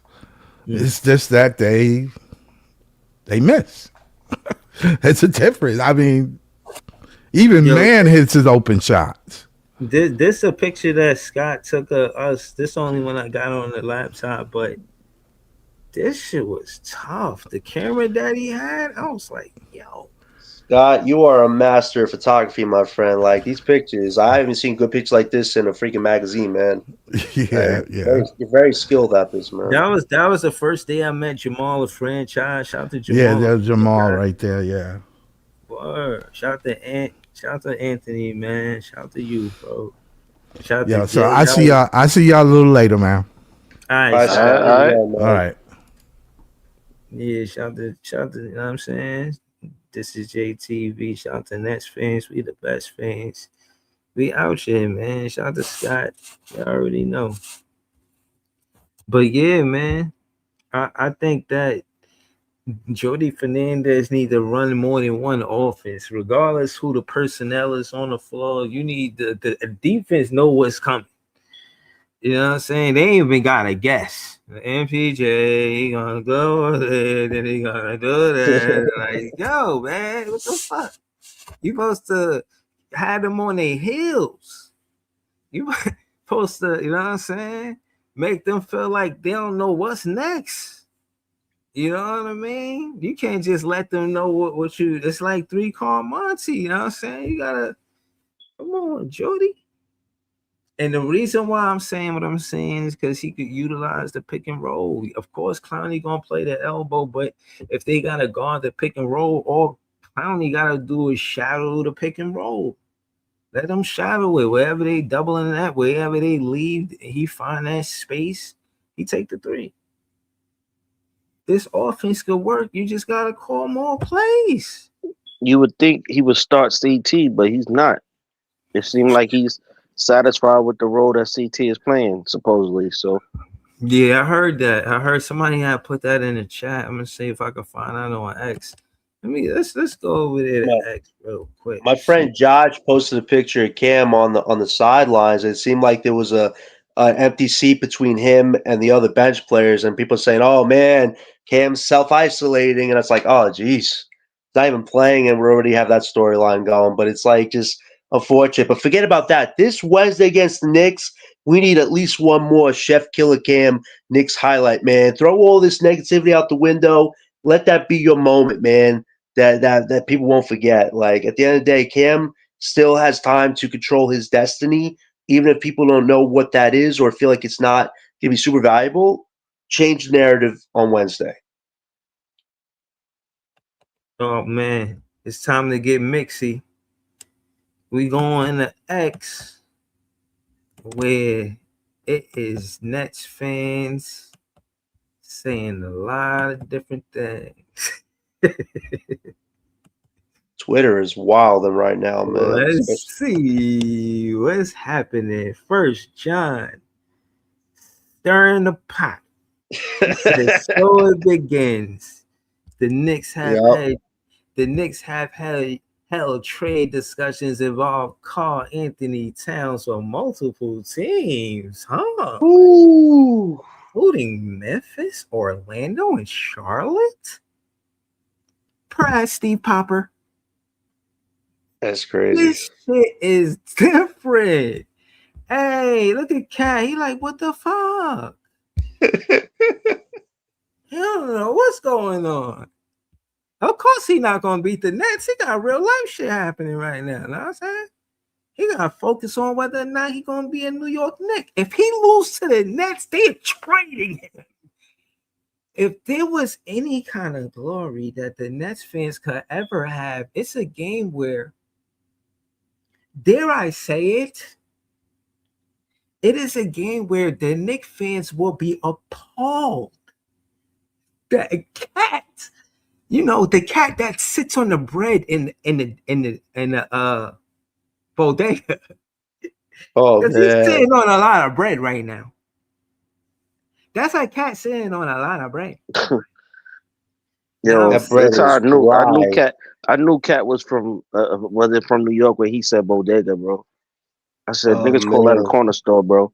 Like, I'm telling you, yo, Jamal, he a few tissues away, man, from balling, bro. Like that old Knicks team, look at him like public enemy number uno right now, man. Like, they want It's him a wrap for gone. that. Like, Yeah, jeez. him, and Mikel keep arguing. Like it's Oh, a lot going Mikel. on.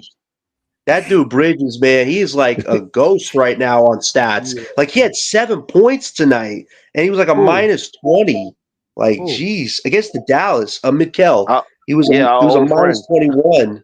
Old friends. Our old friend. That's Mikel Bridges. We thought he was There's gonna be got to the be savior. Jamal, there's got to be a documentary on how that went down. There's no way we got 6 first-round picks for that guy. The logic Listen, makes no sense. we just gotta thank God. You know what I'm saying? Like, thank Facts. God that He blessed us with that, with them all being friends. They tried to use the power of friendship. So, Friends, the Friends yep. Villanova Boys sequel. So they tried to use that, and it didn't work. So thank God. And they pay OG $40 million. We're talking about who's a defensive liability. Where's OG? That guy's making Yeah, Ben Simmons money, giving him not a lot. that team that team might implode on themselves. It Little looks do like they it's know. going to Yeah, happen. let me give some credit to the Nets real quick, baby. Then we could go back to kicking up dust with the Knicks. Diego demand the last net off the court, thanking every staff member and signing for the very last fan waiting for him. This is the stuff that counts. He'll be a Brooklyn fan favorite for decades to come. I agree with the way he going with that. Just to embracing where you at. You're gonna be here for 4 years and you feel the love, you know what I'm saying? It's a franchise that got 0 championship. The fans, you know what I'm saying? We looking for somebody that wanna stay, you know what I mean, that care about staying. You know what I'm saying? If you gonna do that, we gonna have love for that. We gonna show love to that. You know Diego what I'm saying? definitely wants to be a man. He said it when he had his first tryout with the Nets. He said to him, "I'm gonna be back," and it's like that. You could just feel with Diego. He wants to be a Brooklyn, and that's what I wanted to find this year. I want to find guys that are actually dedicated to the process and loyal to the soil. And Yegor is definitely one of those guys, man. Through all the adversity he's gotten, he's blocked it out and gotten better. So all the credit in the world to that guy who was put in a crazy position. The first ever lottery pick in any team's history, and the right people throwing all those daggers at him. I got to give him a little respect in the world for handling it with maturity and just bowling out and getting better, man. Like, shout out to him. He's earning the right to be a lottery pick, and that to me means a lot you see more. what I'm saying about Nolan Traore, bro? This dude get past anybody, bro. I thought Grayson Allen supposed to be a good defender. Grayson Allen, no, man. I think he's a little overrated too. Listen, bro, I believe the hype, man. And again, I got receipts too, John. I remember all of this stuff you said about Sean Marks, man. Please do. Everybody else shares the same sentiments, I think. Yeah, but because Nolan looking like he might pan out. Drake Powell looking like you're a fan of Powell. I ain't gotta say nothing about Powell and Diego. And I don't know how you really feel about Wolf. I already know what it is with Sarav, but even if it's just the odds of that, not to mention that we missed on the Kessler Edwards, we missed on the DDJ, we missed on, you know what I'm saying, a lot of different other players, bro. But Tariq Whitehead, I definitely give the scouts a lot of credit for this one. And almost like he missed on Nolan, man. I definitely give the scouts a lot of credit. They did a lot of work. Like Sean Marks, if it was just him making all these decisions, I don't think he would have chosen half the guys we chose right now. I think the scouts did a lot of work. They had a lot to do with the decisions. They literally announced who he drafted. You notice Sean Marks didn't announce either one of the 5 draftees. It was guys that scouted them personally. So I got to give it to the scouts. They took a massive gamble drafting 5 guys, but having 4 out of 5 already playing main minutes in January, that's what we wanted. The sooner the better, because this first year is invaluable to them, getting through a lot of adversity early on, but having moments. At least the 4 guys that are playing right now have had their moments. Now it's just about consistency. So I give the scouts credit for what they've done. It's just now, can Jordy fully trust them, like you're saying, with better schemes and not just relying on the vets to get him out of a jam when he wants to win so badly. Let the rookies be a main part of that winning process, because they're all working very hard every day to get better. So I got to give it to the rookies. Their mentalities are some of the best mentalities we've seen from a young bunch than we've seen the last 10 years. And that's saying a lot. And that's saying how bad Sean Marks has been to this point, because a lot of his draftees didn't work out until potentially right now. John, Now, you know me and you will debate this and that, but certain things are facts. Now, but this is the reason why I said that he should be the point guard. Now, look what he do as the point guard. Now, I'm gonna break this down. Hold on, let me try to run this in slow motion so I can really, hammer in my point. Pause. Let me play back speed. I'll make it a little slower. All right. Now look. He get the ball half court. He see the pick. He used the pick. Thank you. That's what it's there for. He running. Now with that same pick, he get to the paint. Pass it to Wolf. Pass it. Ball swing. While the ball swing, he find a spot, a soft spot in the corner, which is the easiest three in the NBA. Swish. That is what a point guard do. He is the last option. If he get the ball back, he shoots the ball. The ball comes back to him after they didn't use the other options. First option is Claxton. 1. He ain't find him. He found Wolf. Wolf didn't want it. 2. That's 3 with Wilson. Right? Wilson ain't want it. What did he do? He find Nolan.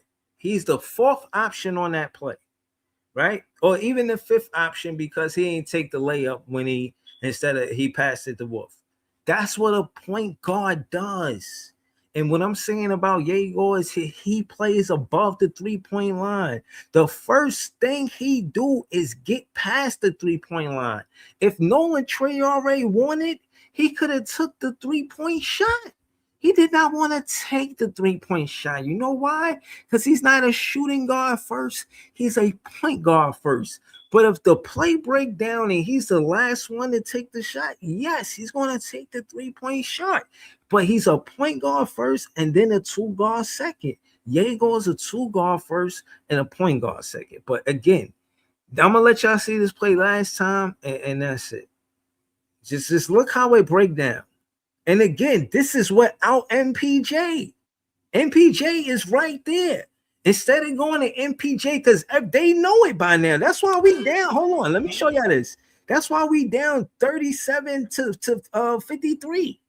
Because they know the ball was going to MPJ. It gotta be somebody else to score. Dare I say that Nolan Traore could be a second option?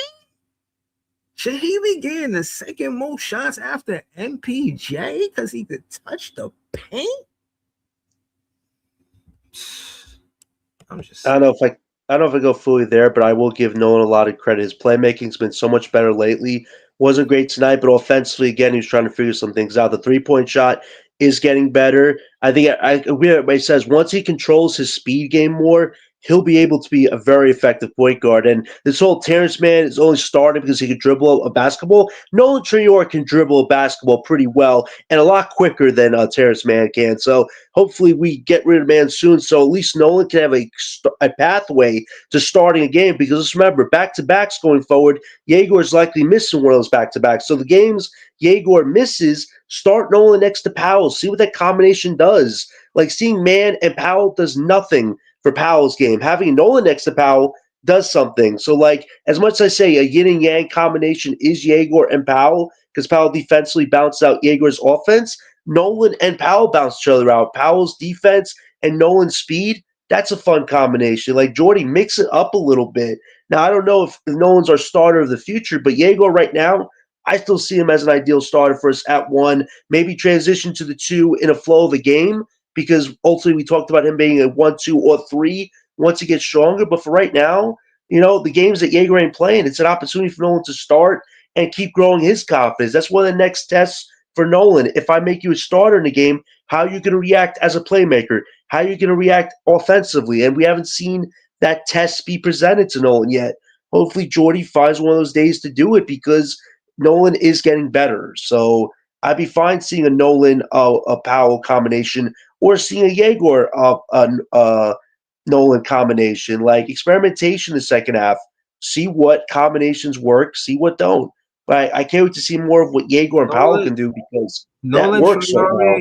Nolan Traore is a better point guard than Yegor Domin. And Yegor Domin is a better jump shooter. And I see Nolan Traore knocking down this. He's been at a high percentage as of recent. But overall, yeah, I'm going to go with Yegor as a better shooter than Nolan Traore. But just position, like I know this supposed to be quote unquote positionless basketball, but at 19, 6'3", I think he gets taller. You know, I think he might grow to 6'5". Nolan? Yeah. Like that'll be interesting. If he comes in yeah. taller next year, I don't think. whoa. Is it fair to say that you stop growing at 19? I think you go to like 2021. I think you might be right on that. 2021, 22, something like that. Yeah, maybe. I think what's just great for Nolan right now is he's getting better on confidence, which is the biggest thing he struggled with coming up. But obviously the G League helped a bit. But really just trusting in himself, because I think he knew he can do it. It's just learning the speed of the NBA. For every rookie, the speed is so different. For some, it's very quick. For others, they can slow it down. I think Nolan's now realizing I'm very quick, but if I could slow my speed down a bit, I could be even way more impactful than I already am. So keep doing what he's doing. I think he's an ideal six-man for us right now. Down, bro. He's just he know how to control his speed now. That's what I mean. That's what I mean as far as control goes. Most dangerous one, bro. I'm telling you, like we give a lot of praise to what Danny Wolf is on the offensive side of the ball. I'm telling you. And the reason why I give it to Nolan over all of these other rookies, even Drake Powell, is because I look at him, bro. I know what a baller. He's a baller. Like, look, I know a bat from, bruh. All right, and we're gonna revisit this conversation. You know what I'm saying? We're gonna revisit this conversation. So I just want to get through the title. We all answered the question. If it's MPJ a number one option on championship team, whoever come here and he a number one option over MPJ, they have to prove it. MPJ has earned the right that he is the number one option on the Brooklyn Nets. If another player come here, I'm not just automatically giving him that. Okay, you the number one option. You got to prove he got you better than MPJ, because MPJ is great. You know what I'm saying? Straight like that. You know what I mean? Drake Powell, yeah, he a two-way player, but he more of a defender than an offensive player. I would say his defense is better than his offense. So is he a two-way player? Not yet. But I see the potential. It's close. He's can he be a Jimmy Butler type of player to you? Yeah, but no, I think Jimmy Butler without the foul line. If he focus on, because he don't look like he got that mindset where he want to toggle back and forth for referees and all of that. I think he's going to be more clean cut, for lack of better words. You know what I'm saying? Talk about Powell. Powell. I don't think he's going to be somebody real combative with the referees and stuff like that. I don't think you're going to get that from him. I don't think he's going to try to make getting fouled part of his game. Yeah, I don't see that in him. He reminds me of, huh? He's not that aggressive. He reminds me of a less explosive VJ Edgecombe. Edgecombe is super athletic, but like he's athletic too, but he's not as explosive. But I think once he figures out how to be more aggressive consistently, I definitely see like an Edgecombe 2.0 potentially in Powell's game. I don't see Butler's way physical as power forward goes, and Powell is not a forward. He's a good scoring guard. So I just think Powell right now is on a good trajectory. Just like you said, once he gets repetition of how to be aggressive against all these teams he's going to face again and again, I think he'll figure it out a lot. Because once he dribbles an ISO, I don't think many people could stop him. And that's what I want to see more of from Drake Powell, what he can do individually as opposed to just being the team style guy. Because next step is do that individual more consistently. People's eyes are going to be open with Drake Powell's game. I'm telling you. I don't think he's an ISO player. I'm not going to lie to you. He can though. You saw what he did. You saw what he did against Zion and Queen Man with the footwork, with the dribble. He can do that. People in the comments are saying that those ain't real defenders anyway.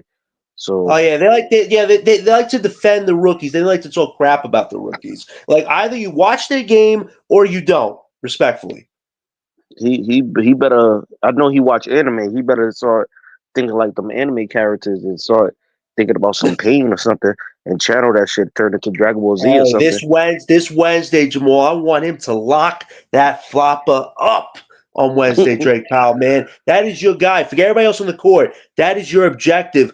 Lock him up on defense. Like we got to see Drake the Powell come out on Wednesday. Mm-hmm. Like block a shot.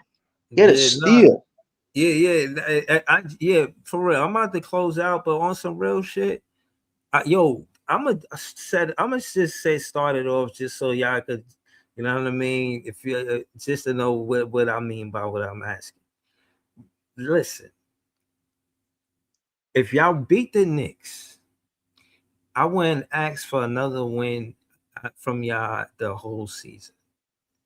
This win equals all other wins that y'all don't even have to beat them twice. Just this one time. They on a losing streak. Let them keep that up. We're gonna just help them lose like they've been losing, and we're gonna just make it like another day at work and just go about our business and get to the next game. We're gonna be professional about it. I mean, they gonna be professional about it. But that's neither here nor there. We're not talking about after the game, after we win. We just talking about at this time, y'all got all of this upheaval over there. You know, listen, y'all got bigger fish to fry than the Nets beating the Knicks. You know what I'm saying? We gonna come there, do the work, and then we gonna come home. Everybody gonna go their separate ways and have apple pie. You know what I mean? So I just want to let y'all know that if Drake Powell and Diego Doman and Nolan Traore, if Nolan Traore hit a game-winning three, if MPJ, Jordy Fernandez makes an offense where now if MPJ comes off of the curl and he is double or triple team, he got Nolan Traore on the left side and Diego Doman on the right side. You're gonna make the defense pay, or even Drake Powell for that matter. So it's an interchangeable play, but it's a good play. You have to surround. You have to figure out that next basketball action after they trap MPJ off of the curl at the top of the 3-point line. It gotta go to Nolan or Diego. Excuse me, if you're still looking for the three. If the second basketball action is still looking for the three, listen, I expect it from Jordy Fernandez. But this is where Claxton is important, where you could get them rolling to the basket, you know what I'm saying? Or even, I won't say miss on purpose, but just be confident in that 3-pointer. If you miss, they run and clean up. You know your personnel, you know what I'm saying? But I'm saying all this to say, attack Cat. You know what I mean? He got a lot going on. You know what I'm saying? Attack and make him play defense. Y'all don't like Clax. Like him this game, man. Like him going that Cat taking care of business. Like him, you know what I'm saying? Cat gave us work last time. I don't know if y'all remember that shit, man. It was awful, man. It was awful. So yeah, like wake up, man. Like hold, like let's keep things in perspective. Know what I mean? So I need for us to go out there, you know what I'm saying, and really compete this game. You know what I mean? I need Drake Powell to play his best defense. I need to see him slow down. I'm not even asking you to lock up Jalen Brunson. I'm not asking that from you, bro. I'm just asking you to give him a hard time. You know what I'm saying? He gonna try to draw the foul and all of that. Like, no, bro. Don't try to follow him in his head, his shoulder fakes, man. Watch the basketball, man. You know what I'm saying?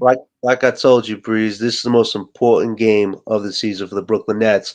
Wednesday night, it's not about pro tankers versus non-tankers. It's about the Brooklyn base coming together, giving the Knicks the fight of their life. Because everybody says they're the big brothers. Nah, they're the lost brothers. Nah, they're the fraud brothers. And on Wednesday night, they're about to be the defeated brothers. Because it's Brooklyn's time. It's time to make it count. We have their future, and now we're going to take the future.